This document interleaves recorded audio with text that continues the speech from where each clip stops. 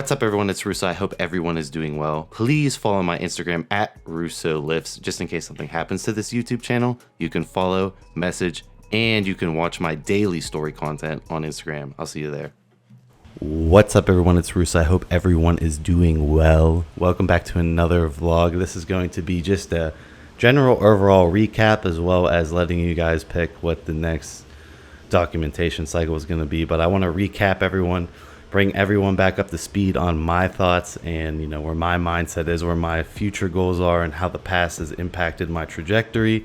So this is going to be kind of a recap video. I'm going to throw up some order clips and give everyone, the layout that I'm thinking through, all the variables I'm thinking through. So basically, let's rewind time, before all this craziness started happening, before, whatever you think of this pandemic. Let's rewind time before that. So I was documenting injectable SARMs, specifically injectable LGD 4033, and no one has documented them. And the goal for me personally was to do my final bulk before I give my competitive Classic Physique career a shot, meaning like I'm never going to bulk up like this big again. I'm going to stick much closer to the stage weight cutoff than go up this high. This was my last final hurrah cycle to get the remainder of the size, because for my weight class in Classic Physique NPC, if I compact my spine and make it to 5'11", 205 is the cutoff weight for NPC Classic Physique, or if I sit on an inversion table and elongate my spine to 6 foot, then it's 212. So I need to be around 205 on stage. So I really can't get much bigger. And the goal was back then to just, this is the remainder of the size. After that, you're going to rebuild your physique at around 225 pounds. And then that will put you in striking range to make 205. That was the goal. And the plan was going perfectly, right? I documented LGD 4033. My metabolism was insanely fast. I was eating around 6,000 calories a day, constantly getting Chipotle all the time. I was just eating so much food, constantly taking digestive enzymes, constantly cooking food, all this shenanigans that I didn't really document my diet, but my diet was insane during that cycle to gain that amount of weight that quickly. But it was according to plan, right? So if I was eating 6,000 calories a day to maintain 248, 250, then that means that dieting would have been super easy because of how fast my metabolism already was. And back then, at the same weight I am now, my waist was much tighter, and I was in probably the best, craziest, strongest physique I've ever created was back then. And I was super excited to, peel all the fat and water off after. And that was the goal, right? This summer was supposed to be, me cutting up and having all that muscle and maintaining my strength as I go down. Now, we all know that didn't play out how I wanted it to play out, and COVID hit. And I was basically stuck in this predicament, right? I had no gym, and I'm taking this high-risk cycle, and I can't really get the results out of the high-risk cycle. The only reason to keep the high-risk cycle going would be to maintain the muscle, or I could, detox, go back to 165 milligrams of test and, Oregon detox and all that stuff. And I decided to do that because I didn't know how long gyms were going to stay closed for, to be honest. So basically what happened is my metabolism went to shit, completely crashed. I gained so much visceral fat at the same weight because I'm taking this massive overall androgen level and dropping it down to like a little bit above normal at the same weight. So I gained so much visceral fat, and then my physique basically deteriorated. I'm throwing up videos right now of me documenting all the size lost.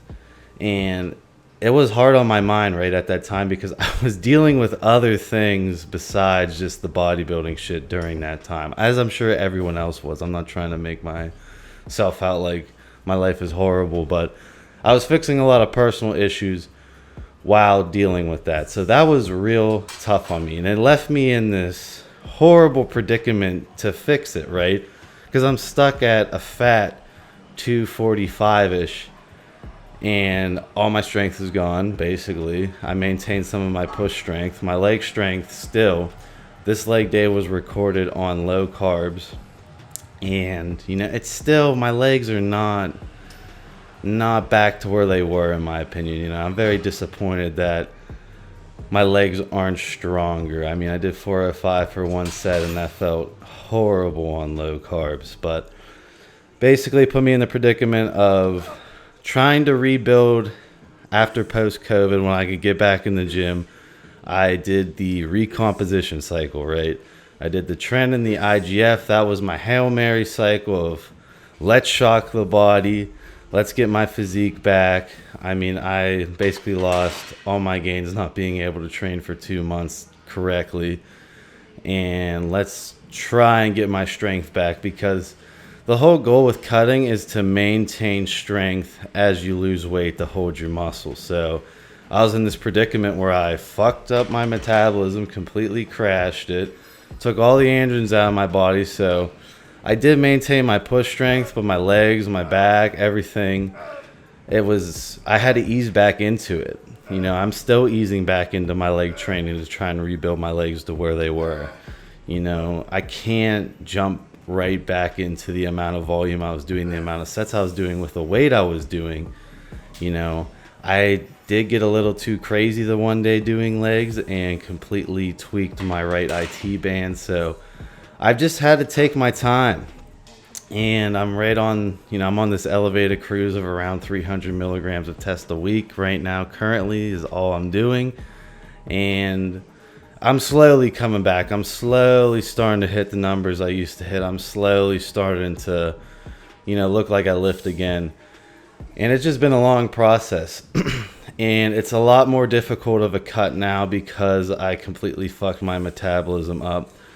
And I'm more nervous about dropping the weight. So I'm around 241 pounds off MK677. I've been adding in MK677 just from how freaking fatigued and sore I am from still getting used to this amount of training again. Training like an enhanced bodybuilder takes, you know, I'm doing a lot of blood volume training every day, trying to fill out my muscles. So it's been tough. It's been tough, but I'm slowly starting to look leaner again, thankfully. I was getting pretty worried myself, honestly, that this cut wasn't going to happen. My metabolism's finally starting to speed up again, and I just want to discuss my future goals. So the goal is to get to 225 without dieting extremely hard, keeping my calories still high. That way I can do a legitimate prep from 225 to 205 to hit that stage weight. That puts me in striking range. So right now I'm currently on the downward swing to 225 pounds, and I have been just carb cycling, right? I'll have 3 low carb days, 1 high carb day. That's normally how it's going. And I'm doing stairs pretty much every single day now. I started with only 2 or 3 Stairmaster sessions, and now I'm creeping my way up to, I'm doing about every other day, honestly. I'm still trying to keep my legs a bit fresh to rebuild my strength because, you know, I used to rep 405 on squat like it was nothing. So I'm trying to get that back to where it was. Not sure if I will.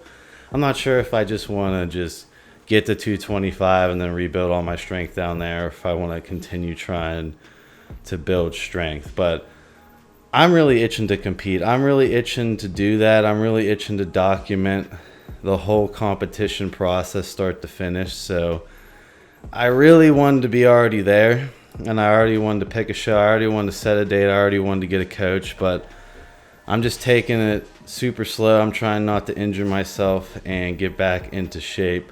But my current weight is around 241 off. MK677 was the last time I cycled off. I weighed 241 and got rid of all the water.